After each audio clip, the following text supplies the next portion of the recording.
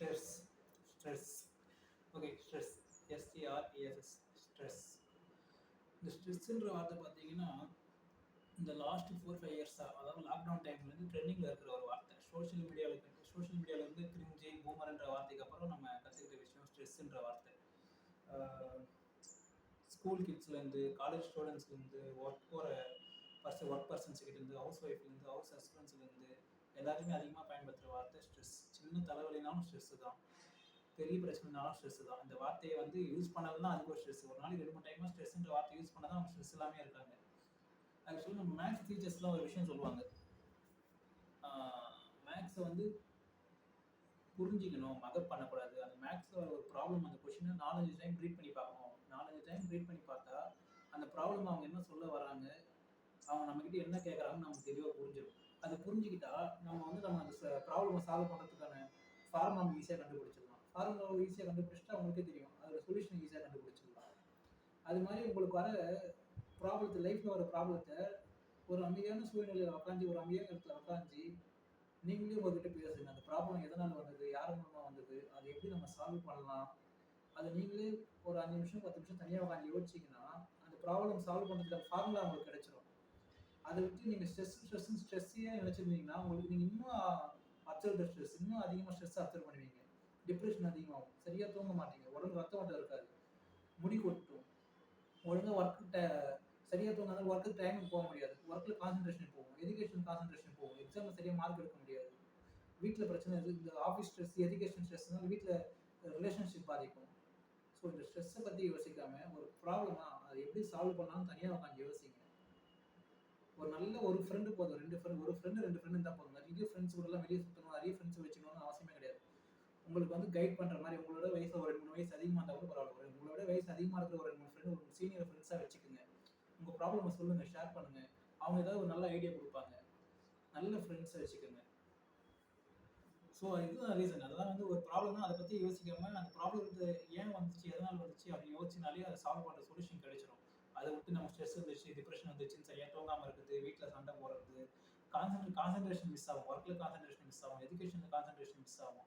ஏன் நம்மளே புண்படுத்திக்கணும், நம்ம எழுத நம்ம ஏன் ஸ்பாயில் பண்ணணும். எக்ஸசைஸ் பண்ணுங்கள், ஒர்க் அவுட் போங்க, வாக்கிங் போங்க, மார்னிங் சீக்கிரமாக எழுந்து நைட்டு 2 மணி நேரம் முழிச்சு கண்ணை சாவடிக்காதுங்க. காலையில் எழுந்துக்குங்க 5 மணிக்கு. அதாவது எங்கள் ஸ்கூல் டீச்சர் சொல்கிற கூட தான், சூரியன் நம்மளை எழுப்பக்கூடாது, நம்ம தான் சூரியனை எழுப்பணும். சூரியன் வரதுக்கு மாதிரி எழுந்துருங்க, உட்காருங்க, அப்படியே எழுந்து உடனே ஓடணும்னு அவசியம் இல்லை. எழுந்து ஒரு அமைதியாக உட்காருங்க, ஒரு 5 நிமிஷம் உட்காருங்க, தண்ணி குடிங்க, ஒரு 1/2 லிட்டர் 1 லிட்டர் தண்ணி குடிங்க காலையில்.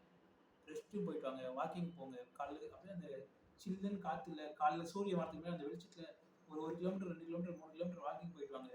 இயற்கையை அப்சர்வ் பண்ணுங்க, அந்த கிளி பறவைங்க கூவுற சத்தத்தை கேளுங்க, அழகை ரசிங்க. ஸ்ட்ரெஸ்ன்னு அந்த ஸ்ட்ரெஸ் லைஃப்பில் போய் மாட்டிக்காதீங்க. லைஃப்பில் என்ஜாய் பண்ணுறதுக்கு எவ்வளவோ இருக்குது. இந்த சரக்கு தம்லாம் தூக்கி குப்பையில் போடுங்க, அதெல்லாம் என்ஜாய்மெண்ட்டே கிடையாது. அதெல்லாம் ஒன்றும் கிடையாது. காலையில் எழுந்து ஒரு 6 மணிக்கு 5 மணிக்கு வந்து வாக்கிங் போய் பாருங்கள், அந்த இயற்கையை அப்சர்வ் பண்ணுறதே ஒரு பெரிய என்ஜாய்மெண்ட்டு.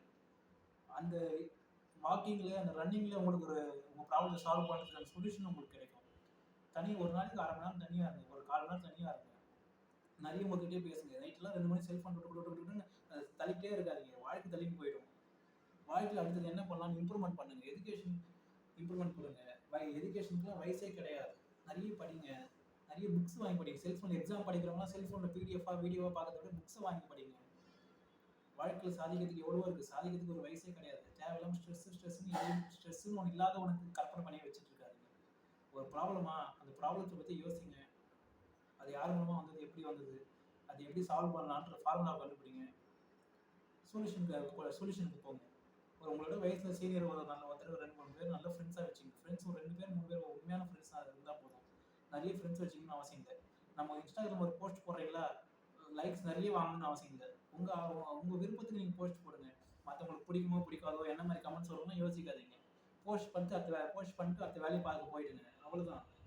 நிறைய லைக்ஸ் வாங்கணும், நிறைய கமெண்ட்ஸ் வாங்கணும்லாம் நினைக்காதீங்க, அதெல்லாம் தேவையில்லாத ஒன்று. உங்கள் இன்ஸ்டாகிராம் ஐடி உங்கள் ஃபோட்டோ போடுறீங்க, அவ்வளோதான், முடிஞ்சிச்சு. மற்றவங்க லைக் பண்ணால் என்ன, பண்ணலாம் என்ன, உங்களுக்கு பிடிச்சிருக்கா, அவ்வளோதான். அடுத்தவங்களுக்கு நினைக்காதீங்க. எப்பவுமே உங்கள் லைஃப்பை நீங்கள் ஜாலியாக வாழ்ந்துட்டு போங்க. ஸ்ட்ரெஸ்ஸுக்கு முக்கியத்துவம் கொடுக்காதீங்க, நல்லா தூங்குங்க, காலைல சீக்கிரம் எழுந்துக்குங்க. இயற்கை அந்த காலையில் சூரிய வெளிச்சத்தில் ஒரு 6 மணி வெளிச்சத்தில் வாக்கிங் போங்க, இயற்கையை அப்சர்வ் பண்ணுங்கள். இயற்கையை அப்சர்வ் பண்ணாலே லைஃப்பில் பீஸை அப்சர்வ் பண்ணலாம். பீஸ் அப்சர்வ் பண்ணால் போதும், ஸ்ட்ரெஸ்ஸு குறைஞ்சிரும்.